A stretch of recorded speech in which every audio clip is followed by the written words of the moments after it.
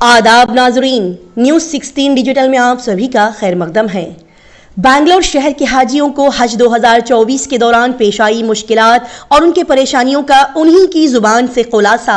जी नाजरीन, कुछ दिन पहले हमने हज 2024 के तहत हज के सफर को गए हुए कर्नाटका हज भवन के हाजियों को पेश आने वाली मुश्किलात के बारे में बिल्डिंग नंबर 377 में काफी सारी तकलीफें और परेशानी उठानी पड़ी, जैसे कि बिल्डिंग में सही तरीके से इंतजामात नहीं किए गए थे, पानी, लाइट, किचन वगैरह वगैरह से जुड़ी हुई तकलीफें उन्हें वहां बर्दाश्त करनी पड़ी। लिहाजा उन्हीं हाजियों की कल हफ्ते के दिन बैंगलोर शहर को वापसी हुई तो न्यूज़ 16 डिजिटल के नुमाइंदों ने उन हाजियों से बातचीत करते हुए उनके हज के सफर के दौरान पेश आने वाली मुश्किलात के बारे में उनसे मालूमात हासिल की। तो इस मौके पर उन हाजियों ने बताया कि उन्हें जो भी तकलीफात और परेशानियां हज के दौरान वहां उठानी पड़ी, उसमें कर्नाटका स्टेट हज कमेटी का कोई रोल नहीं है, उसमें उनकी कोई गलती नहीं है। सेंट्रल हज कमेटी की लापरवाहियों की वजह से उन्हें 3 दिन तक वहां बड़ी मुश्किलात पेश आई। जैसे बैंगलोर हज committee executive officer Sarfaraz Khan को जैसे ही उन हाजियों की तकलीफों की खबर मिली तो उन्होंने फौरी तौर पर सेंट्रल हज कमेटी से राब्ता किया। उनसे बातचीत करते हुए 3 दिन के अंदर उनके इन प्रॉब्लम्स को सॉल्व कर दिया गया।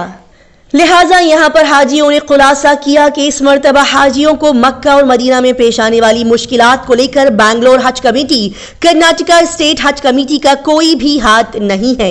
हज भवन से हाजियों को एयरपोर्ट तक भी बड़े ही अच्छे तरीके से रवाना किया गया। यहाँ पर सभी हाजियों ने और न्यूज़ 16 डिजिटल चैनल ने सेंट्रल हज भवन कमेटी से गुजारिश की है कि आने वाले साल जितने भी हुजाज कराम हज के लिए रवाना होंगे उनके लिए, खास करके बैंगलोर शहर के हाजियों के लिए अच्छे इंतजाम करें, क्योंकि वहां पर देखा गया कि दिल्ली यूपी से गए हुए हाजियों को काफी अच्छे रूम्स दिए गए थे, उनका अच्छा इंतजाम किया गया था, लेकिन कर्नाटका के हाजियों के रूम्स सही नहीं थे।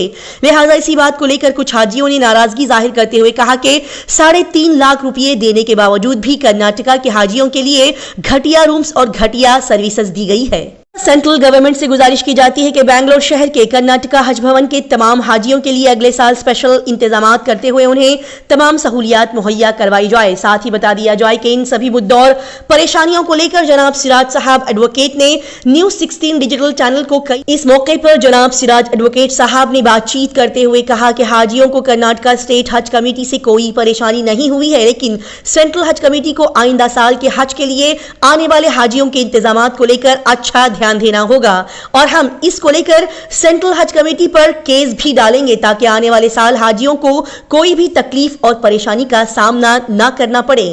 आइए देखते और जानते हैं इस खबर की मजीद तफसीलात।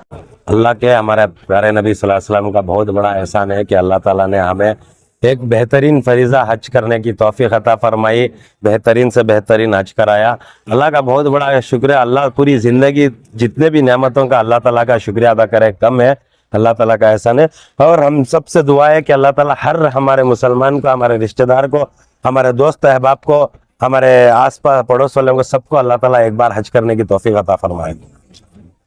जी सफर तो अल्हम्दुलिल्लाह अच्छा रहा, अल्लाह का एहसान। हमारा सफर से कुछ प्रॉब्लम नहीं है। जो भी सफर है अल्हम्दुलिल्लाह हज का सफर है, अल्लाह ताला हमारे हज के सफर को कबूल करे।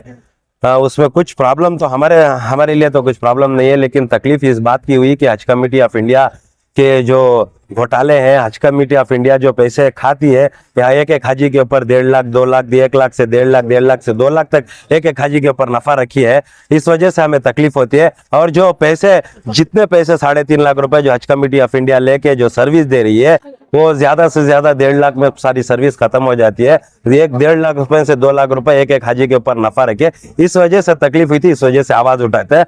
और जो आवाज उठाने की वजह क्या थी, तो हमें तकलीफ नहीं थी, हमें हमारे सामने जो बुजुर्गों को, जो कमजोरों को, जो लाचारों को जो तकलीफ हुई थी वो देख ना सके, इसीलिए हमने आवाज उठाई ताकि अगले आने वाले हाजियों को अच्छी तरह से इंतजाम हो सके। इसमें कर्नाटका हज कमेटी हो या कोई भी स्टेट हज कमेटी हो, इसमें पूरी तरह से न्यूट्रल है, इसमें उनका कोई रोल नहीं है। स्टेट हज कमेटियों को हज कमेटी ऑफ इंडिया जो सेंट्रल है वो उनको कुछ काम करने नहीं देती, सारा कंट्रोल उनके हाथ में है। तो जहां भी प्रॉब्लम है, जहां पे ट्रांसपोर्टेशन का प्रॉब्लम है, कई जगह सबसे बड़ा प्रॉब्लम हाजियों जो हुज्जाज जाते हैं वहां पे रहने के लिए पर्दे का प्रॉब्लम है। औरतें जो माँ बच्चे जाते हैं या शौहर बीवी जाते हैं उनके साथ गैर महरूम को रखा जाता है, हालांकि वो भी हाजी हैं। उनको चाहिए कि जब पैसे लेते हैं तो अलग, कम से कम अलग कमरे बनाए या दोनों जोड़ों को अलग बनाए। गैर महरूम जो गैर शादीशुदा रहते हैं उनको जोड़ों के साथ डाल देते हैं और बहुत से तकलीफ होते हैं। एक एक रूम में जो 6 की जगह 8 रखते हैं, ये सब है वो तकलीफ में नहीं जमा होता, लेकिन ये तकलीफ इसलिए बोलते हैं कि जो पैसे उन्होंने लिए अच्छी फैसिलिटी देते हैं, बल्कि वो पैसे वो खा रहे हैं, हज कमेटी ऑफ इंडिया खा रहे हैं और फैसिलिटी तो बहुत कम दे रहे हैं in comparing to India. Bangladesh, Indonesia, Pakistan, Malaysia, वो लोग हमारे से कम लेते हैं। हमारे 80,000 रियाल के करीब होते हैं सऊदी गवर्नमेंट को ये हज के पैसे। 60,000, 65,000 रियाल के जो सऊदी जो बन रहे हैं जो दूसरे देश वाले, उनको खाना पीना दे रहे हैं। तो मेरी गुजारिश है कि मेरी लड़ाई है, गुजारिश भी है, इल्तिजा भी है, रिक्वेस्ट भी है और लड़ाई भी है कि कोई हज अगले साल आने वाले हज को हाजियों के लिए खाने का इंतजाम करे। और जो बिल्डिंग सिलेक्शन कमेटी जो जाती है हर जगह से, कर्नाटका कोई भी कमेटी से जाती है हज कमेटी ऑफ इंडिया, तो अच्छे बेहतरीन इंतजाम करे। और ये जो खोटा है इसके अंदर, इसी में 3.5 लाख का जो खोटा है उसको रिड्यूस करके उसको कम किया जाए और उसमें खाने का इंतजाम करे, बेहतरीन सर्विस करे। हज के अरकान से किसी को कोई प्रॉब्लम नहीं है, ये हमारा फर्ज है, हमें करना जरूरी है, और करना भी चाहिए।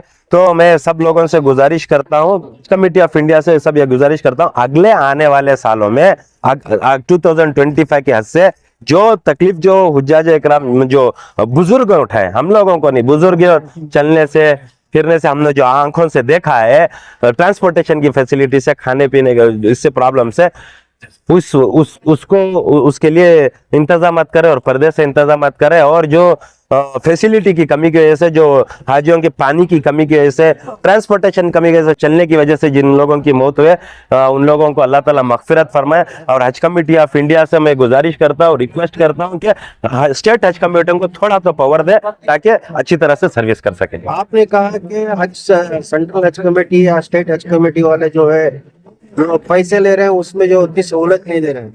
100% है। तो क्या आपने देखा कि वहां पर उतनी सहूलत नहीं मिल रही है जितने पैसे ले रहे होते? देखिए 6,000 रियाल लेते सऊदी गवर्नमेंट, 6,000 रियाल लेती है कौन से मीना मुजदलिफा अरफात के जो 5 दिन के अरकान के लिए 6,000 रियाल लेती है। उसके बाद में 1 महीना और 40 दिन रखने की भी जरूरत है, कोई खुशी से रहता है तो ठीक है, 8 दिन के अरकान है, 25 दिन 30 दिन रखे तो ठीक है। अब जो 6,000 रियाल जो लेती है सऊदी गवर्नमेंट लेती है हज के अरकान के लिए, 50 से 60,000 रुपए टिकट है। 6,000 रियाल मानी 1,20,000 1,30,000 का करीब, 1,30,000 और 50-60,000 टिकट के 1,80,000 हो गए। रोजाना के 2,000 रुपए एक बेड के, एक इंसान के, 40 दिन के 80,000 रुपए, कुल मिला के ज्यादा से ज्यादा 2,20,000 से 2,30,000 में खत्म।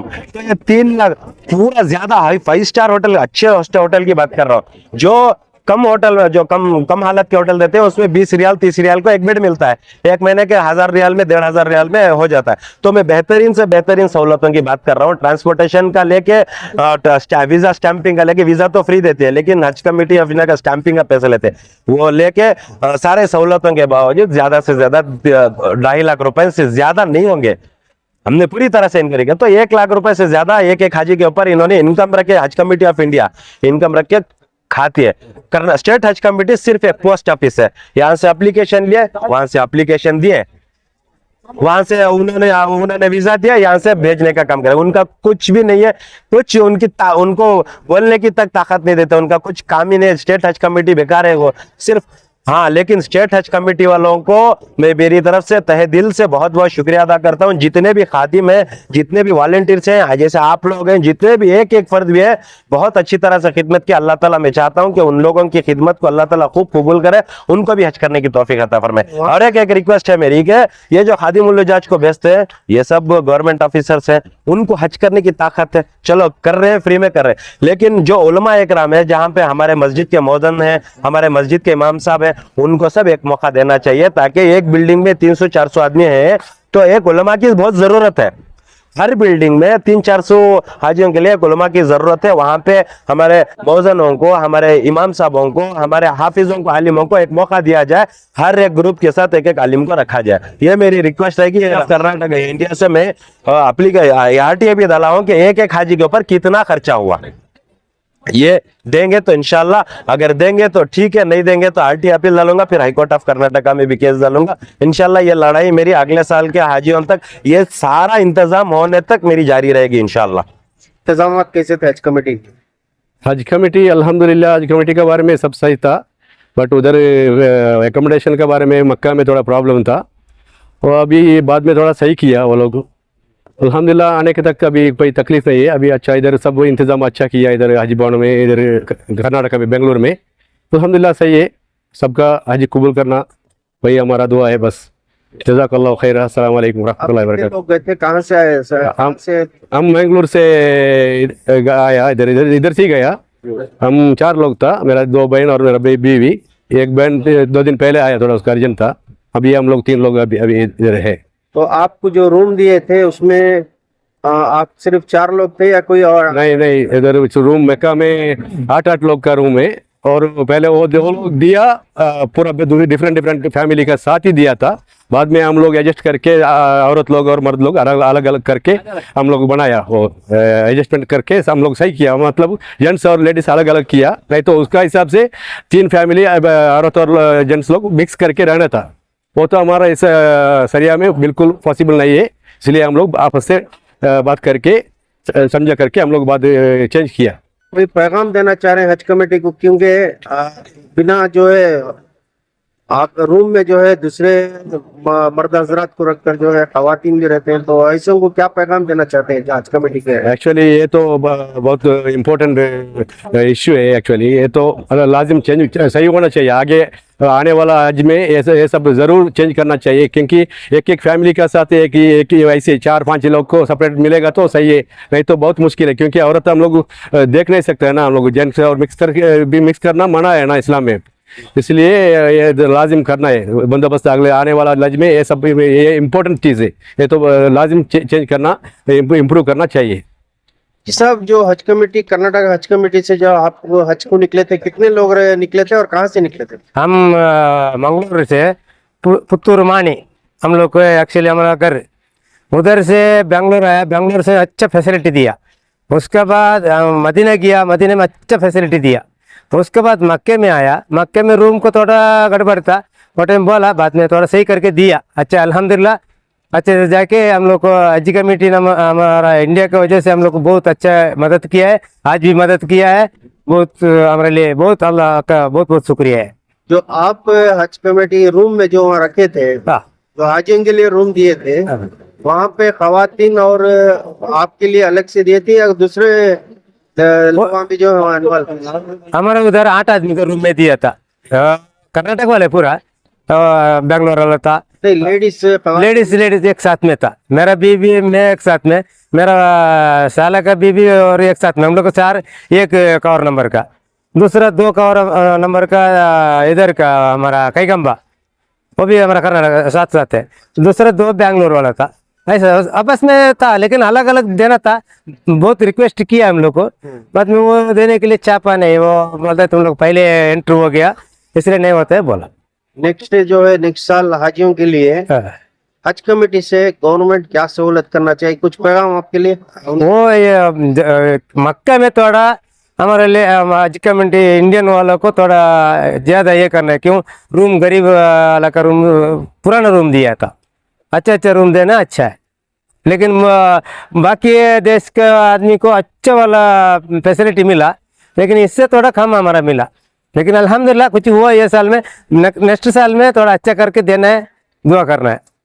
लेकिन वो थोड़ा पुराना घर पानी से ही नहीं था, टॉयलेट से ही नहीं था, ये पूरा बाद में हम लोग को बोल के रिक्वेस्ट करके थोड़ा ये करके दिया है बस। हम लोग को सफर पूरा अच्छा था। हम इधर बेंगलुरु आने मक्का में थोड़ा मुश्किल था, तकलीफ हो रहा है, रूम में पूरा पानी नहीं, वो उधर AC भी नहीं है, 3 डबल रूम का। फिर 1 हफ्ता में बाद में वो सही हुआ था, फिर कोई तकलीफ नहीं है, अच्छा होता। मदीने में जो मदीना में मुश्किल अच्छा था। यहाँ जो रूम की सहूलत सही नहीं थी। सहूलत भी सही नहीं था। खाली इंडियन लोग को बैंगलोर लोग को है। दूसरा इंडियन में वो यूपी लोग को पूरा अच्छा था, दिल्ली बॉम्बे पूरा। खाली कर्नाटक लोगों को तो अच्छा रूम मिला। क्या आप उनके जो रूम से विजिट कर रहे थे क्या आप, दिल्ली यूपी? हाँ, हम लोग विजिट कर दिया उधर थोड़ा।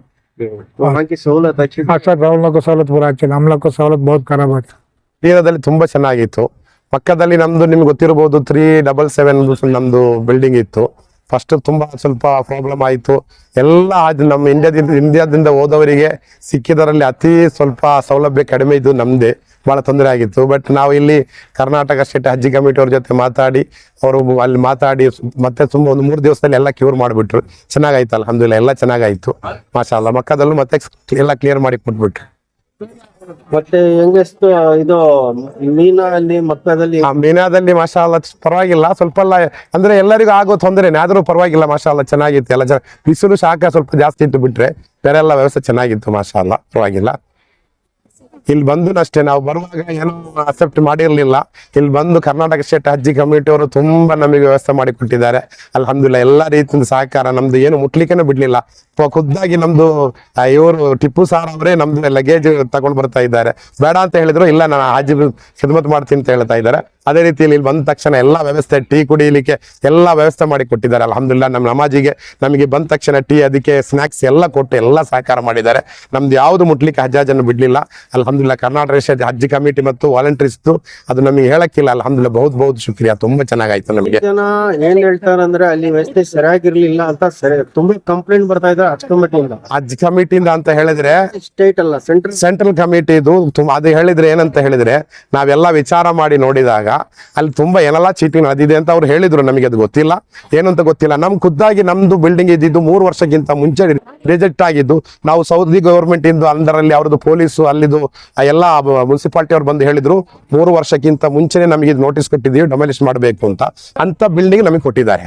ಅದರಲ್ಲಿ ಯಾವ ವ್ಯವಸ್ಥೆನೂ ಇರಲಿಲ್ಲ। ಎಷ್ಟು ತನಕ ಅಂತ ಹೇಳಿದ್ರೆ, ನಾವು ಮಲಗೋ ಬೆಡ್ ಎತ್ತು ನೋಡಿದ್ರೆ ಅಡಿಯಲ್ಲಿ ಕಾಟ ತಿಕ್ಕಡಿ ಎಲ್ಲ ಇತ್ತು, ಅಷ್ಟು ತುಂಬಾ ಗಲೀಜ ವರ್ಸಸ್ ಆಗಿತ್ತು। ಮತ್ತೆ ಅವ್ರನ್ನ ಕರೆಸಿ ಅದೆಲ್ಲ ಅವ್ರು ಬಂದು ಫುಲ್ ಚೆಕ್ ಮಾಡಿ ಎಲ್ಲ ಚೇಂಜ್ ಮಾಡಿ ಕೇಳಿದ್ರು। AC ಇರಲಿಲ್ಲ, ಫ್ಯಾನ್ ಇರಲಿಲ್ಲ, ಬೆಡ್ ಇರಲಿಲ್ಲ, ಕಾಟ್ ಇರಲಿಲ್ಲ, ಅದೆಲ್ಲ ಹಳೆ ತಂದು ಹಾಕಿದ್ರು। ಬಟ್ ನಾವು ಅವ್ರ ಹತ್ರ ಮಾತಾಡುವಾಗ ಅವ್ರು ನಮ್ಮ ಜೊತೆ ಮೇಲೆ ಬರ್ತಾ ಇದ್ದಿದ್ದು। ಅದಕ್ಕಿಂತ ದೊಡ್ಡದು ಏನಂತ ಹೇಳಿದ್ರೆ, ಎಂಬಸಿಯಲ್ಲಿ ಕಂಪ್ಲೇಂಟ್ ಮಾಡಿದಾಗ ಎಂಬಸಿ ಅವರು ಬಂದು ನಮಗೇನೆ ಸಮಾಧಾನ ಮಾಡಿ, ನೀವು ವ್ಯವಸ್ಥೆ ಸುಧಾರಿಸ್ಕೊಳ್ಳಿ, ಏನು ಮೀಡಿಯಾದವ್ರಿಗೆ ಹೇಳಬೇಡಿ ಅಂತ ಹೇಳಿ ನಮ್ಗೆ ತುಂಬಾ ಇದು ಟಾರ್ಚ್ ಮಾಡಿದ್ರು। ಆದ್ರೆ ಯಾರು ಬಿಡ್ಲಿಲ್ಲ, ಎಲ್ಲ ಇದು ಮಾಡಿ ಮತ್ತೆ ನಾವು ಟಿಪ್ಪು ಸಾರ್ ಇಲ್ಲಿ ಕರ್ನಾಟಕದವ್ರನ್ನ ಸಂಪರ್ಕಿಸಿದಾಗ ಇವ್ರು ನಾನು ಬಾಯಿಸ್ಕೊಳ್ತೀನಿ, ಡೆಲ್ಲಿ ಅವರಿಗೆ ಒತ್ತಡ ಹಾಕಿ ಏನೋ ಚೇಂज ಮಾಡಿದ್ದಾರೆ ಅಂತ ನಮಗೆ ಅನಿಸ್ತಾ ಇದೆ। सर ये सर बताइए, टोटल कितने हुज्जाज इकराम वापस आ चुके हैं, कितनी फ्लाइट है और कितनी? अस्सलाम वालेकुम। अल्हम्दुलिल्लाह 18वीं फ्लाइट अभी लैंड हो चुकी है अल्हम्दुलिल्लाह, और टोटली 35 फ्लाइट्स हैं, तो उसमें 18 फ्लाइट्स ऑलरेडी आ चुके हैं। जैसे ही आप हाजी का सुने, एक बिल्डिंग का बहुत ज़्यादा कंप्लेंट था, वो बिल्डिंग का जैसे हमारे यहाँ पे हमको नोटिस आई तो हमारे सरफराज साहब और हमारे मिनिस्टर साहब, हमारे ज़मीर साहब पूरे इसकी कोशिश की है अल्हम्दुलिल्लाह। तो वो बिल्डिंग दुरुस्त भी हो गई, बोल के 3-4 दिन में वो बिल्डिंग भी दुरुस्त हो गई। और बहुत सारे हुज्जाज इकराम जो मीना में प्रॉब्लम हुआ, ज़्यादा हीट वेव चला, हीट वेव चलने की बुनियाद पर बहुत सारे हुज्जाज इकराम को तकलीफ हुई। बहरके पूरी मजमूई तौर पर अल्हम्दुलिल्लाह पूरे हाजी जितने भी आ रहे हैं वो तारीफ कर रहे हैं अल्हम्दुलिल्लाह, पूरा अरेंजमेंट अच्छा रहा। 4000 हाजी तक आके 4000 हाजी हुज्जाज इकराम सही सलामत वापस? जी, खुशी का इजहार भी कर रहे हैं। बहुत सारे आप खुद देख रहे हैं कि बहुत सारे खुशी का इजहार कर रहे हैं अल्हम्दुलिल्लाह, बहुत अच्छा अरेंजमेंट रहा। पूरों को तारीफ करते हुए और पूरों को शुक्रिया अदा करते हुए हमारे वॉलंटियर्स का, हमारे जितने जिम्मेदार हैं हज कमेटी मेंबर्स, हमारे हज कमेटी ऑफिशियल्स, पूरों को शुक्रिया अदा करते हुए जा रहे हैं।